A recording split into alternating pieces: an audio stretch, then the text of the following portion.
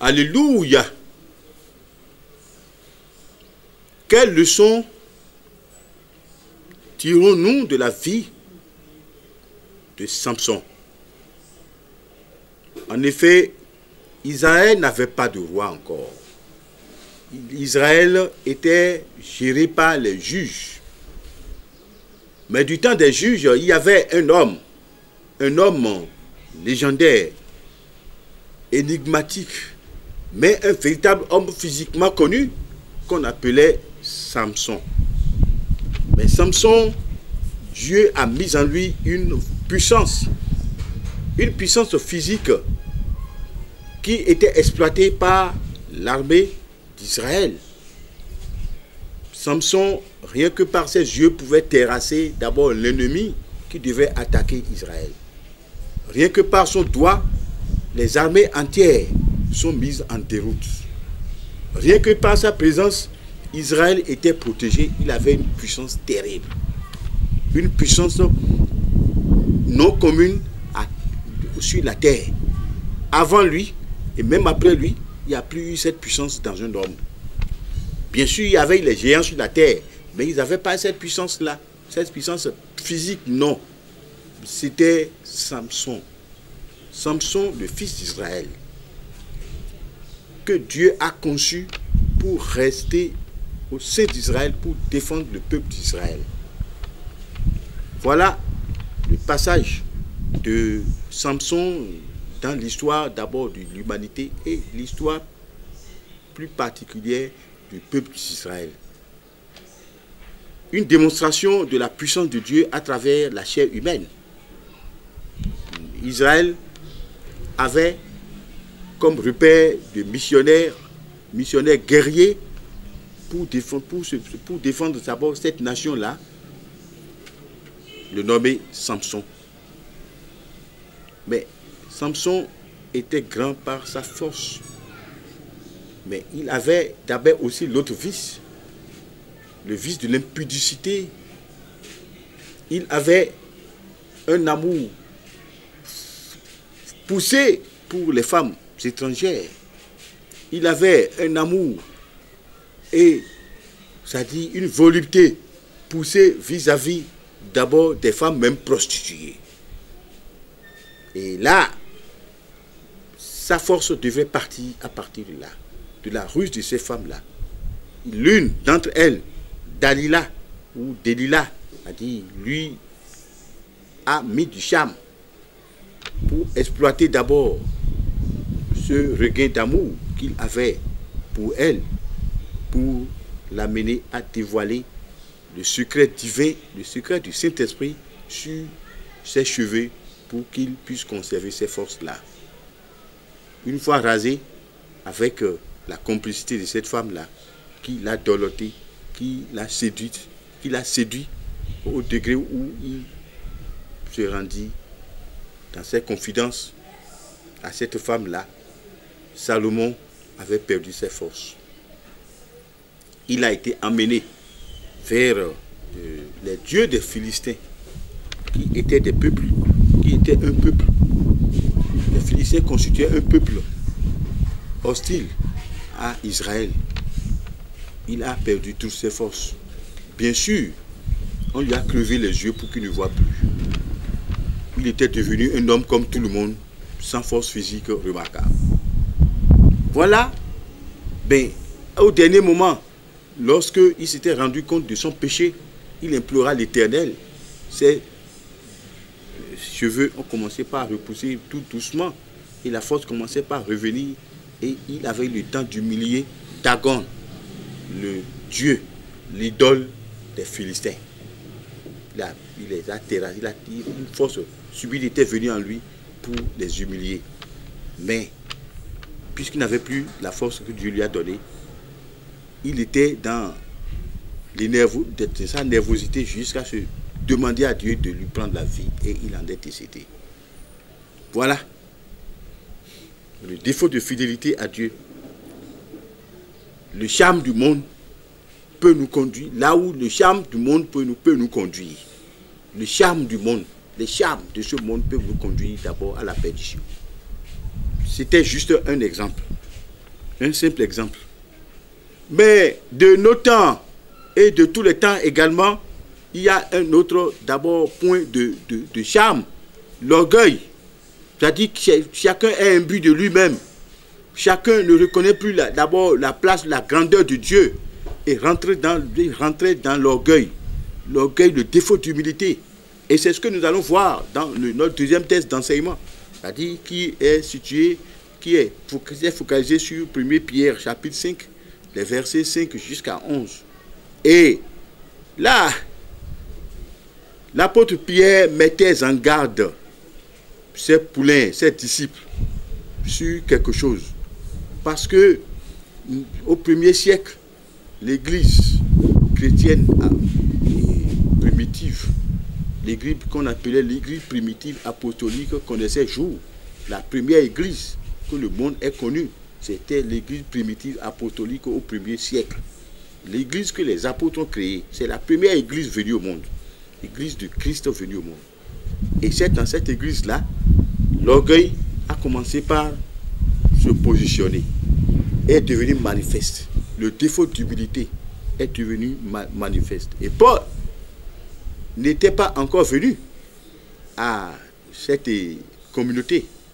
Mais Pierre, qui était le chef de l'église, s'était mis à mettre les gens en garde contre le défaut d'humilité. Il leur dit, au verset 5 du 1er Pierre chapitre 5, il leur dit quelque chose.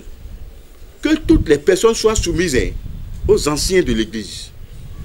Il a dit, ce n'est pas la peine d'être orgueilleux, d'être hautain. C'est-à-dire, les lois de Dieu sont dans la bouche d'abord des anciens de l'église. Et il exhortait tout un chacun à se soumettre pour cesser d'être hautain, d'être orgueilleux. Et puis, il a été dit au verset 6 de sa lettre, mais il demandait aux gens de s'humilier sous la puissance de Dieu, de ne pas être là à chercher par des raisonnements de Dieu ailleurs, d'être soumis d'abord au dictat de Dieu, au dessein même de Dieu. Voilà l'enseignement qu'il donnait aux enfants d'Israël. Et que s'ils faisaient comme ça, s'ils se comportaient de cette manière, Dieu va pouvoir les élever. Si quelqu'un s'enorgueillit, Dieu va le descendre. Il ne va pas monter. Il ne va pas monter. Et puis, la Bible est claire là-dessus.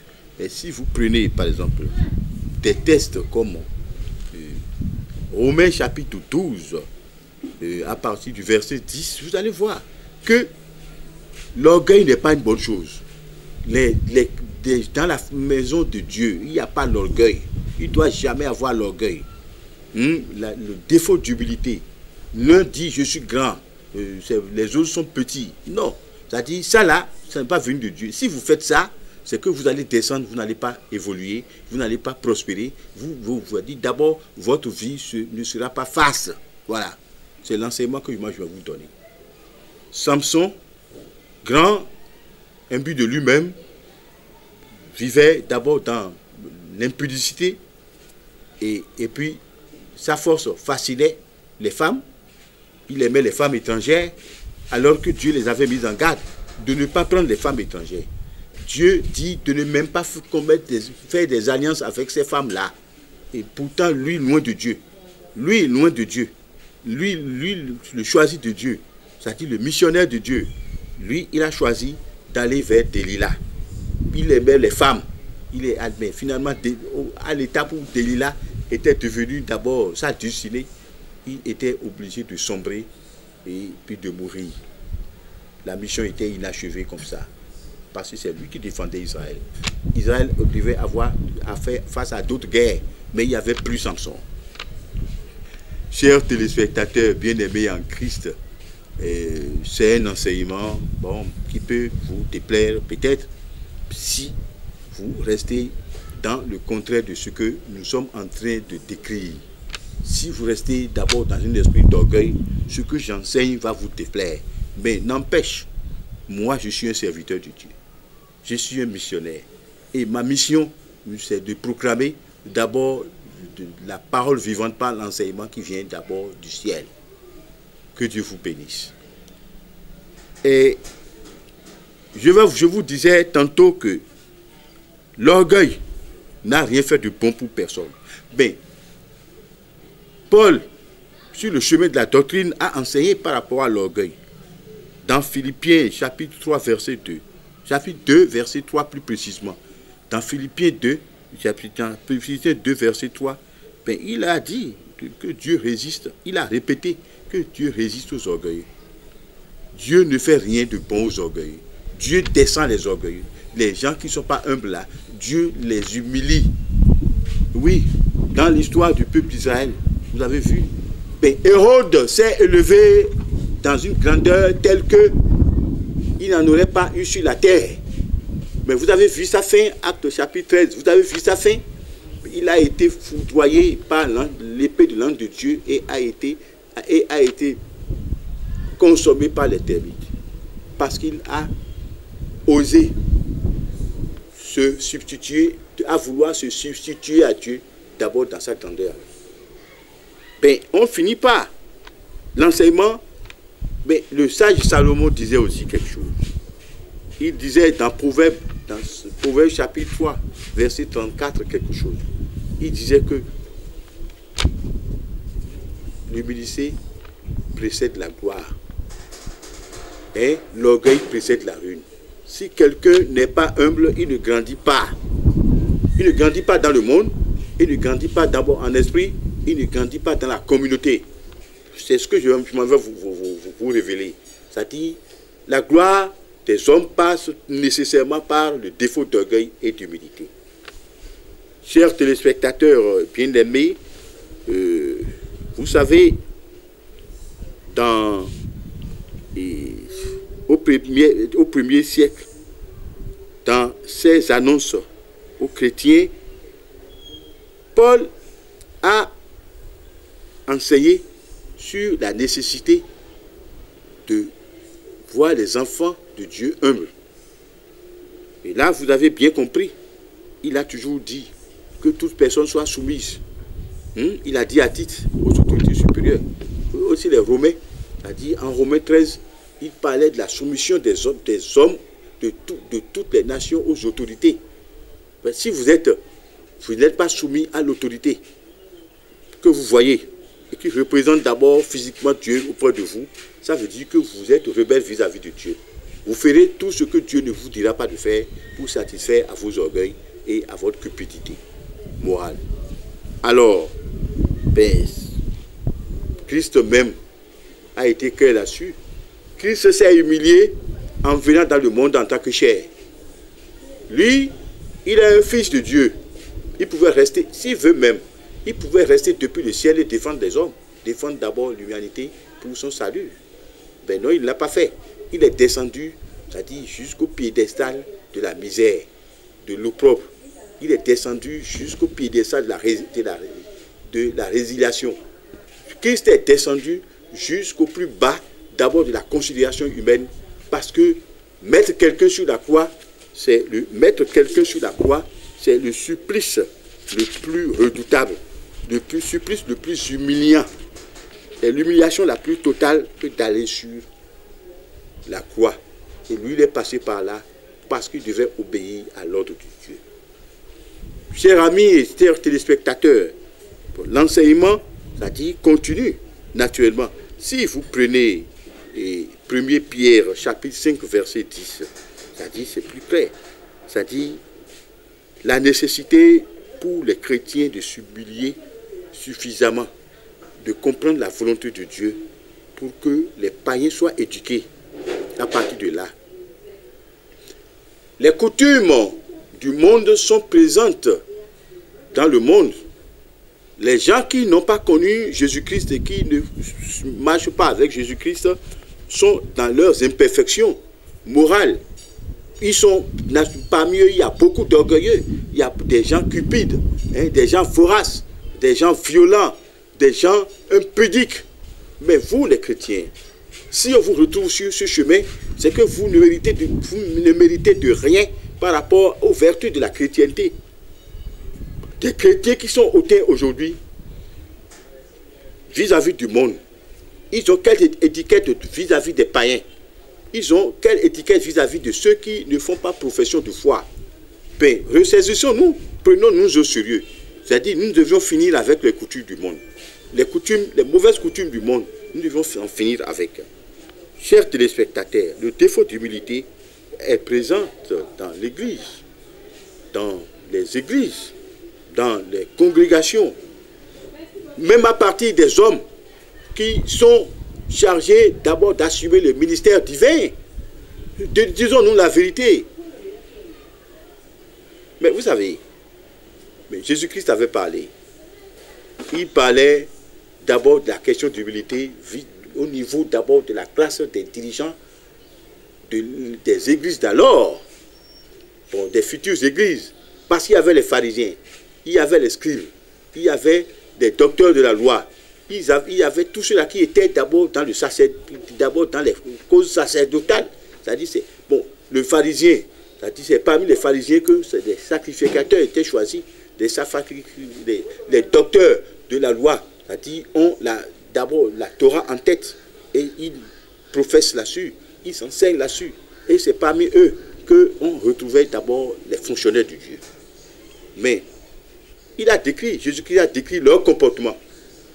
Il dit, les pharisiens, ils sont dans la chair de Moïse, ils font rien de sérieux. Et puis, parmi eux, il y en a qui se lèvent pour commencer par dire, nous sommes les pères des autres hommes. Mais Christ a dit que c'est un faux problème de ne jamais appeler quelqu'un son père. Un seul est le père de l'humanité, c'est Dieu. N'est-ce pas? Il dit n'appeler personne directeur. Le directeur, c'est le Christ. Mais tous sont des serviteurs. D'abord, ils sont moulés dans l'orgueil. Ils sont moulés d'abord dans l'ignominie. Ils sont moulés d'abord dans la suffisance personnelle.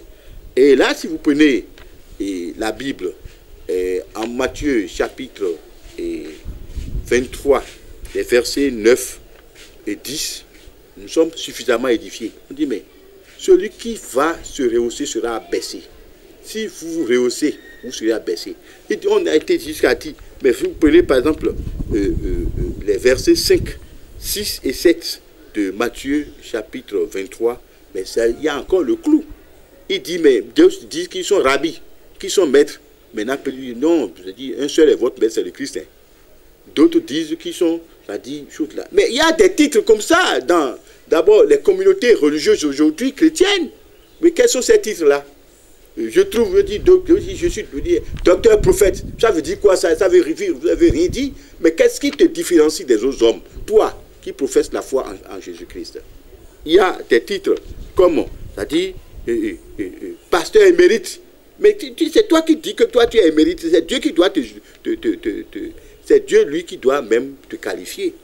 Il y a des thèmes comme, c'est-à-dire, le chef des chefs dans les églises aujourd'hui. Il y a des qui disent nous sommes des ambassadeurs de Dieu. C'est-à-dire, ça veut dire quoi ça? C'est-à-dire que vous êtes en train de vous tromper. Mais si vous vous rehaussez jusqu'à ce degré, le Christ sera quoi alors? Ben, le Christ a démontré aux hommes l'humilité, il a dit la nécessité de l'humilité. Vous voyez comment il a dit, bon, lui qui est roi des rois, fils de Dieu, mais en venant à Jérusalem pour se faire révéler comme le roi des rois, mais il était venu sur d'abord le fils de l'âne. Il était venu sur le fils de l'âne. C'est-à-dire l'animal le plus servile de la terre. Donc personne ne considère l'âne parmi les animaux. Par rapport au lion qui est le roi de la forêt. Par rapport au cheval blanc qui est le symbole de la vantardise d'abord des héros de guerre, des grands rois. Et par rapport au chameau qui était volumineux. Mais lui l'a choisi rentrer dans Jérusalem avec un âne. C'est juste pour pouvoir confondre tout le monde. Tous ceux qui sont orgueilleux pensaient s'attendre à l'arrivée d'un roi, un roi incomparable. Mais lui, il fallait le véritable roi. Il est venu dans un esprit d'humilité. Et vous, qui vous appelez conducteur des autres. Mais regardez, c'est-à-dire, faites cette comparaison par rapport à vous. Mais aujourd'hui, je vois les hommes de Dieu qui sont là pour courir pour de la richesse terrestre. C'est-à-dire, j'étais très amusé la dernière fois et puis j'avais pitié de suivre dans un documentaire le lissage des pasteurs les plus riches d'Afrique, qui brassent des milliards, qui sont patrons des milliards, qui roulent dans des carrosses impossibles. Ce n'est pas que je suis jaloux d'eux, moi j'en ai même pas besoin. C'est-à-dire, dans des carrosses impossibles. C'est-à-dire, mais comment voulez-vous que, c'est-à-dire, les affamés du peuple qui sont venus à vous à cause du nom de Dieu puissent aimer Dieu? Si Dieu devrait se manifester à travers vos personnes dans de la vantardise, dans de l'orgueil, dans un défaut d'humilité criard, ben, d'autres aiment se faire appeler d'abord les petits dieux sur la terre. Et c'est eux. Mais je vois dans beaucoup de congrégations que les hommes, on les appelle certains des gens puissamment loin de Dieu. Qui vous a dit que vous êtes loin de Dieu? L'onction de Dieu, la véritable onction de Dieu, c'est à travers l'esprit de fidélité et l'esprit d'abord de la disponibilité de Néhémie vis-à-vis d'abord de la mission que Dieu lui a confiée. Vous n'avez plus, mais vous êtes là. Mais ça dit, vous devez mouiller les maillots sur le chemin de la piété. Ben non, disons-nous la vérité. Vous devez, mais homme de Dieu, oui, la question d'orgueil, la question du défaut d'humilité, d'abord s'apparente surtout à vous. C'est-à-dire, vous devrez mouiller les maillots sur le terrain d'abord de l'évangélisation. Vous devrez apprendre à prendre l'humilité aux hommes de la terre, pour que Dieu les élève. Ben, vous êtes là, vous vous arrogez d'abord les grands titres, mais ça ne veut rien dire. C'est-à-dire, ça n'a rien à voir avec d'abord le royaume des cieux. Ben, qui ira, c'est-à-dire, dans le royaume des cieux avec le titre de pasteur? Non. Mais je vous pose la question. Qui ira avec le grade de surveillant dans une congrégation? Mais qui ira même avec le titre de prophète? D'abord, dans le royaume de Dieu. Mais je ne sais pas, ça n'existe pas. La Bible est claire. Et en Apocalypse chapitre 14, on dit, mais j'ai vu les nouveaux cieux et les nouvelles terres. J'ai vu toute une multitude de gens en blanc. Ben, on n'a pas dit j'ai vu les chefs, d'abord quelque part d'autre, et les gens simples de l'autre. On n'a pas dit on a vu les rois d'abord, mais on a vu d'abord tous ceux qui se sont lavés dans le sang de l'agneau. Mais vous n'êtes pas différent d'abord de vos fidèles, des fidèles que vous gérez. Et pourquoi vous voulez vous faire différent d'eux? Pourquoi vous voulez d'abord vous donner d'autres noms en dehors d'abord de ce que ça doit être? Mais tous sont des frères dans la communauté chrétienne. Vous êtes des frères dans le Seigneur. Vous êtes des sœurs dans le Seigneur. Vous êtes d'abord des serviteurs communs, c'est-à-dire d'un même Dieu. Et pourquoi vous voulez faire la différence? C'est moi ce que je vais vous demander. Théophile Tamadao est un peu dur, c'est-à-dire lorsque Dieu lui demande d'être dur. Mais la vérité, dans les questions relatives à Dieu, ne se marchande pas. Cet enseignement-là, c'est un enseignement qui ne vient pas de moi. Mais Dieu a voulu vous parler à travers mon homme personne. Si vous acceptez l'enseignement que je suis en train de vous amener en ce moment précis, c'est que vous êtes des oints de Dieu, vous êtes des élus de Dieu, et vous êtes prêts à aller d'abord dans le royaume des cieux. Que Dieu vous bénisse. Oshofa Prise TV. Tout pour la gloire de l'Éternel, Dieu d'Oshofa.